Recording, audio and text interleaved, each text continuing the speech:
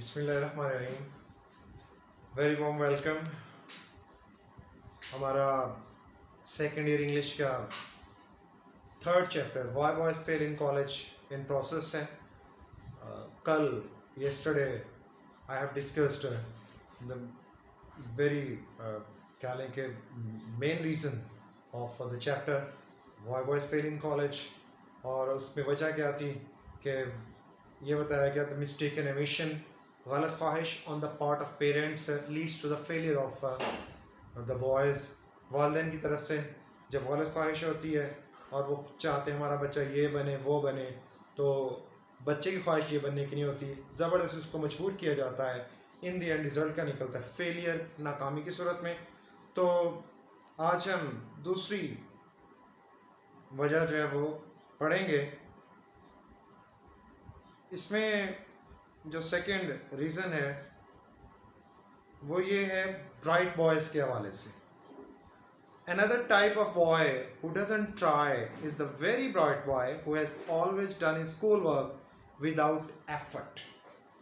बड़ा ज़हीन लड़का है, स्कूल का काम वो समझता है कि मैं थोड़ी सी मेहनत करूँगा तो वो कर लूँगा। अब वही आदतें जो होती हैं उसकी वो कॉलेज में दोबारा से जो है वो हो जाती हैं। वो कहता है ये तो मसला ही कोई नहीं है मेरे लिए। And who has never learned what real application is. जो असल काम है वो उसको कभी सीख ही नहीं पाता।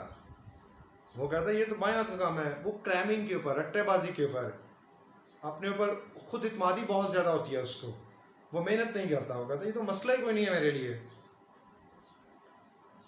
He supposes that he can float through college with as little effort as he did through school. Float through, pass through, गुजर जाना। वो कहता है मैं तो कॉलेज में थोड़ी सी मेहनत मैंने की तो आराम से निकल जाऊँगा। स्कूल में मैंने कौन से इतना ज़्यादा पढ़ा, मैं बहुत कम पढ़ा, मेरा दिमाग बड़ा तेज़ है, मैं बड़ा शार्प हूँ। वही आदत मैट्रिकुलेशन वाली, स्कूल वाली, वो कॉलेज में बरकरार रखने की कोशिश करता है और काम ख़राब हो जाता है। I sometimes think that the bright boy who has always depended on his ability to get things quickly. Writer कहता है कि मैं अक्सर सोचता हूँ कि ऐसे लड़के ब्राइट बॉयज़, उसने उनको कहा है जो अपनी काबिलियत के ऊपर बहुत ज़्यादा भरोसा करते हैं कि मेरे अंदर बड़ी काबिलियत है, मैं तो आसानी से ये कर सकता हूँ। is the most pitiable object among all our failing students. कहता है जितने भी हमारे नाकाम होने वाले तलबा हैं उनमें सबसे ज़्यादा काबिल तरस, पिटिएबल, यानी इतने एक्सट्रीम वर्ड उसने यूज़ किया। आप देखें, कहता है पिटिएबल, काबिल तरस है वो बंदा जो अपने ऊपर ओवर कॉन्फिडेंस कर ले और कहे कि मैं तो ये कर लूँगा, हालांकि वो कर ही ना पाए, वो मेहनत ही करना छोड़ दे। For it is almost a tragedy to see all of this keenness going to waste. कहता है ये बड़ा ट्रेजिडी, अलमिया है। कीननेस मीन इंटरेस्ट, दिलचस्पी, उसकी सारी दिलचस्पी जो है वो ज़ाया हो जाती है। तो हमारी दूसरी जो वजह है, सेकेंड कॉज, वो है ब्राइट बॉयज, अपने आप को काबिल समझने वाले जो स्टूडेंट्स हैं। And to feel that the entire opportunity which the college has to offer is passed up because of a too receptive mind.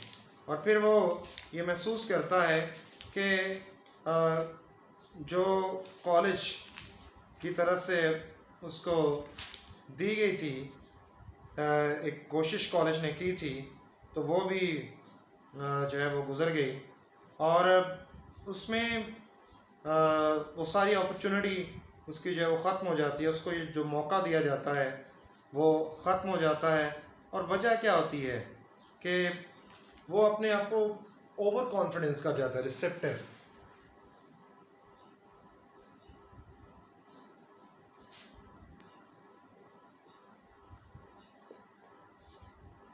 Bright mind, वो कहता है मेरा जहन तो बहुत खुला है, बहुत बड़ा है, मैं तो आसानी से ये सारी कर लूँगा। The cure for this sort of thing is again not easy.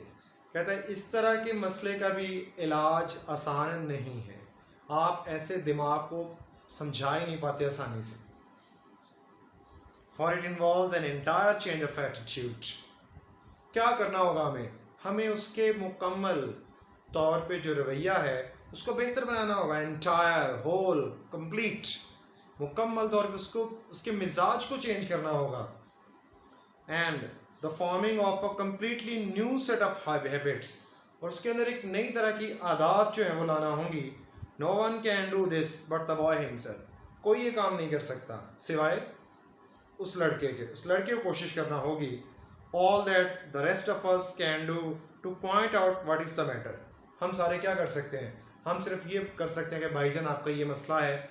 हम सिर्फ नॉमिनेट कर सकते हैं उसका इशू, लेकिन सोल्यूशन है, हल नहीं कर सकते। हम उसको मजबूर नहीं कर सकते तुम ये क्या कर रहे हो।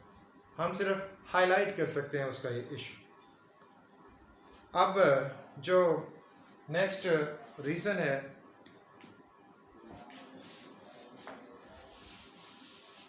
वो बताई गई है the issue of health.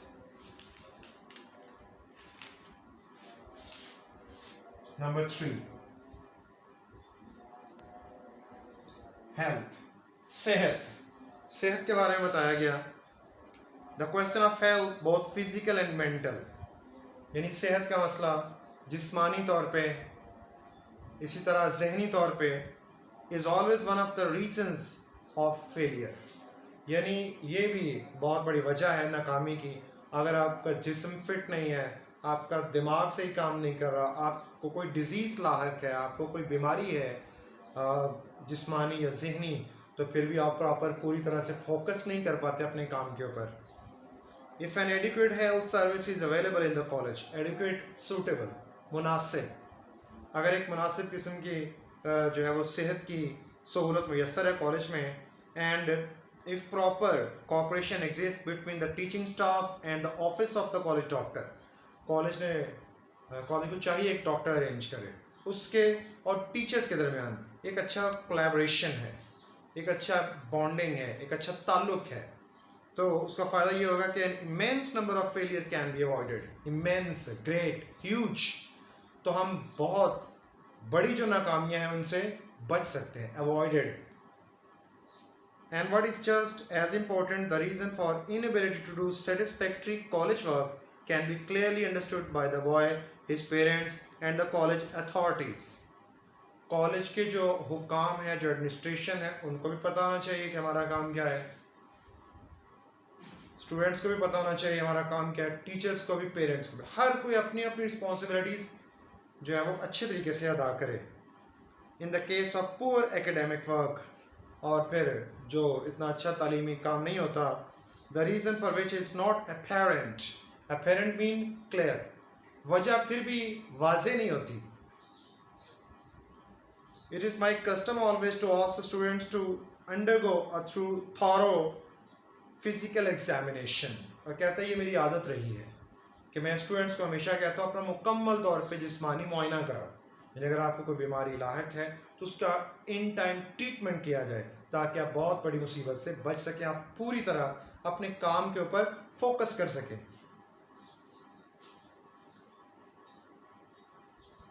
It is surprising to find out in how large a percentage of such cases the university physician finds an adequate reason for the difficulty. और कहता है बड़ी हैरानकुन बात होती है, यूनिवर्सिटी में जो डॉक्टर होते हैं जब वो इस तरह के केसेस वो पकड़ते हैं, स्टूडेंट्स को देखते हैं, उनके जो मसाइल होते हैं, ट्यूबरक्लोसिस, बाज़ को तो तपदिक की बीमारी होती है, इस तरह बैड टॉन्सिल्स, कुछ को गले में वो डिफ्थीरिया, खुन्नाक, उनके टॉन्सिल्स गले के वो ठीक नहीं होते, स्लीपिंग सिकनेस, कुछ को सोने की कमी की शिकायत होती है, वो पूरी तरह नींद नहीं ले पाते, पुअर डाइजेशन, कुछ का जो निज़ाम इन्हिज़ाम है, जो हज़म करने का निज़ाम है वो अच्छा नहीं होता। Various forms of mental and nervous difficulty have been brought to light by the doctor during the past few months.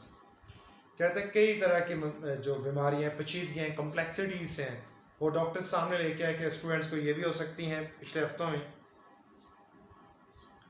So the unspeakable relief of the student and enlightenment of the faculty.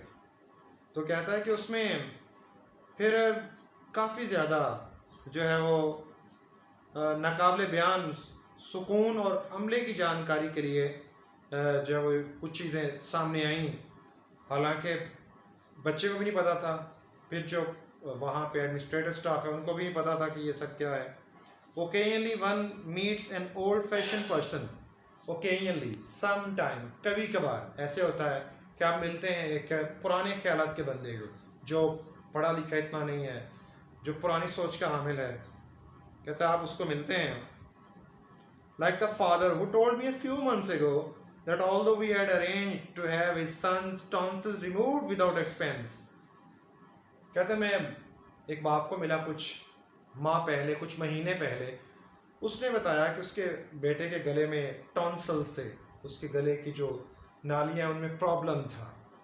तो वो आगे से कहता है कि वो बाप पता क्या कहता है, हमने बगैर पैसा दिए अपने बेटे का इलाज करवाया, वो ठीक हो गया, हमारा पैसा भी नहीं लगा। He would not consent to the operation, consent, willing, वो रजामंद नहीं था ऑपरेशन करवाने पे। He asserted, asserted mean claimed, asserted का मतलब होता है claimed, claim का मतलब होता है दावा करना। वो ये दावा करता है, क्या दावा है उसका, that God put those tonsils in his son's throat for some good purpose। ये देखें पढ़े लिखे और अनपढ़ में, एक इग्नोरेंट बंदे में क्या फ़र्क है। वो कहता है रब ने मेरे बेटे के गले में ये जो टॉन्सिल्स का मसला पैदा किया है, तो ये किसी अच्छे मकसद के लिए किया है। And that he would not stand for their removal, और वो कहता है मैं इनको ठीक नहीं कराऊंगा, खुद ही हो जाएंगे। Since the boy was obtaining too much poison to permit proper application to his college work. उस बच्चे के गले में इतना प्रॉब्लम हो जाता है कि वो बहुत ज़्यादा तकलीफ जो है बर्दाश्त करता है, कॉलेज का काम नहीं कर पाता।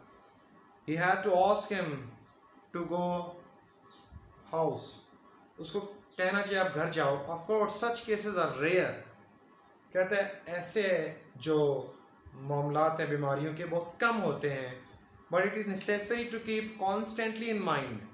लेकिन एक चीज़ है, आप मुसलसल कॉन्स्टेंटली कंटिन्यूसली मतवातर ये चीज़ ज़हन में रखें, द सिंपल फैक्ट, ये एक सादा सी हकीकत, that there is no substitute for health.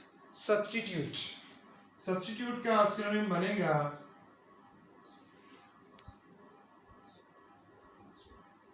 Alternate. Substitute alternate का मतलब होता है नेमुल बदल, मुतबादल। कहता है सेहत का कोई मुतबादल नहीं है। And that however such a man may know, और शायद वो ये जान पाए कि it is not of much value unless he possesses the physical vigour to bring it to bear on the world's problems. कहता है उसके लिए बेफ़ायदा है जब तक वो जिस्मानी ताकत ना रखता हो और उसको दुनिया के मसाइल के हल करने के बुरे कार ना लाए। तो ये भी सेहत का मसला ज़रूरी है कि उसको प्रॉपर वे से, प्रॉपर चैनल से सॉल्व किया जाए, ताकि उसकी सेहत अच्छी होगी, वो अच्छा पढ़ेगा और वो आगे अच्छे मार्क्स लेगा, उसका रिज़ल्ट अच्छा होगा।